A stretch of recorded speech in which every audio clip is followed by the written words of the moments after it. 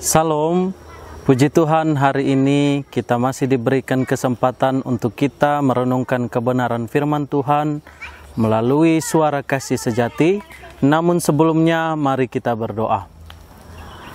Tuhan Yesus, terima kasih saat ini kami akan merenungkan kebenaran firman-Mu. Biarlah firman ini yang menjadi kekuatan dan untuk kami bisa menjalani kehidupan kami sesuai dengan kehendak-Mu dalam kehidupan kami ya Tuhan. Terima kasih, kami akan merenungkan firman-Mu dalam nama Yesus kami berdoa. Amin. Ya, puji Tuhan. Mari bersama-sama kita buka Alkitab kita dalam 2 Korintus pasalnya yang ke-12, ayatnya yang ke-9 sampai dengan ayatnya yang ke-10. Firman Tuhan berkata, "Tetapi jawab Tuhan kepadaku, cukuplah kasih karuniaku bagimu, sebab justru dalam kelemahanlah kuasaku menjadi sempurna.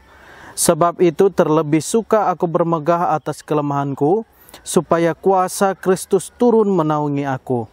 Karena itu aku senang dan rela di dalam kelemahan, di dalam siksaan, di dalam kesukaran, di dalam penganiayaan, dan kesesakan oleh karena Kristus. Sebab jika aku lemah, maka aku kuat." Ya, saudara-saudara yang terkasih di dalam nama Tuhan Yesus, saat ini kita akan merenungkan kebenaran firman Tuhan dengan satu tema, buah pengenalan akan Kristus. Dalam firman Tuhan hari ini, kita berbicara tentang seorang tokoh yang sangat luar biasa yang bernama Paulus.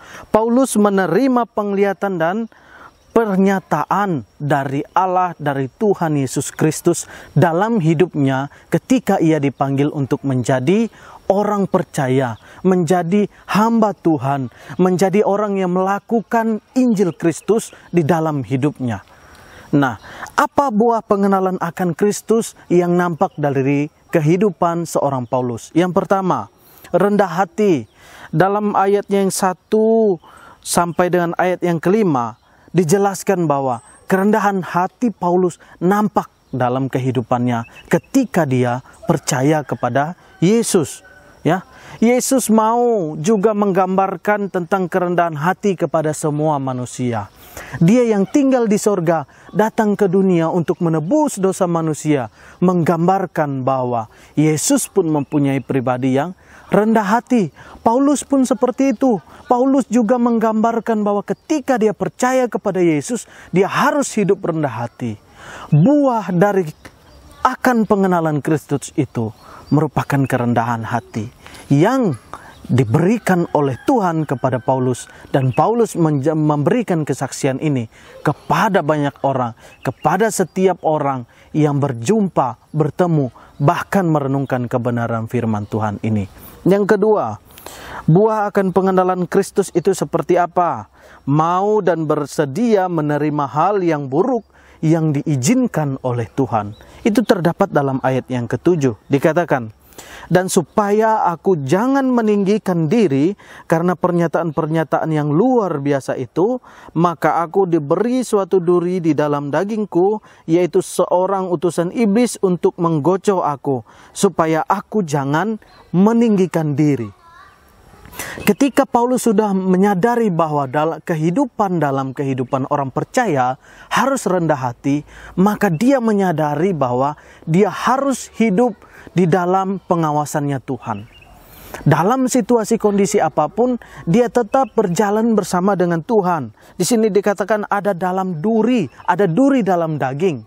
Yang dikatakan di situ adalah suatu penderitaan, suatu ingatan yang bisa membuat dia ingat kepada Tuhan, untuk dia berserah kepada Tuhan melalui pengalaman yang buruk, pengalaman yang susah, pengalaman yang menyedihkan. Itu menjadi pelajaran buat dia untuk dia bisa belajar dan mengingat akan kuasa Tuhan sehingga dia bisa mengandalkan Tuhan dalam kehidupannya.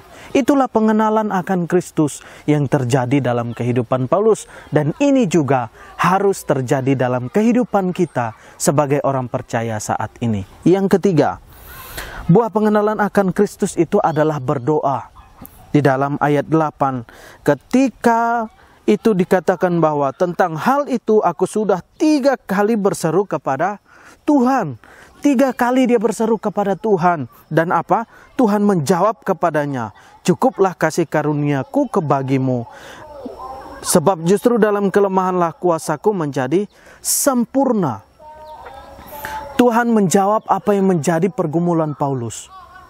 Paulus berseru kepada Allah 3 kali. Dan Tuhan bilang, sebab di dalam kelemahanlah kuasaku menjadi sempurna. Dan Paulus katakan apa? Jika aku lemah, maka aku kuat. Ketika kita mengandalkan doa dalam hidup kita, maka ada kekuatan yang nampak dalam hidup kita. Jika kita mengandalkan Tuhan Yesus dalam kehidupan kita, maka ada kekuatan dalam hidup kita. Biarlah firman Tuhan ini menjadi berkat bagi kita. Mari kita berdoa. Tuhan Yesus, terima kasih saat ini kami sudah merenungkan kebenaran firman-Mu. Kami sangat bersyukur dalam nama Yesus. Haleluya. Amin.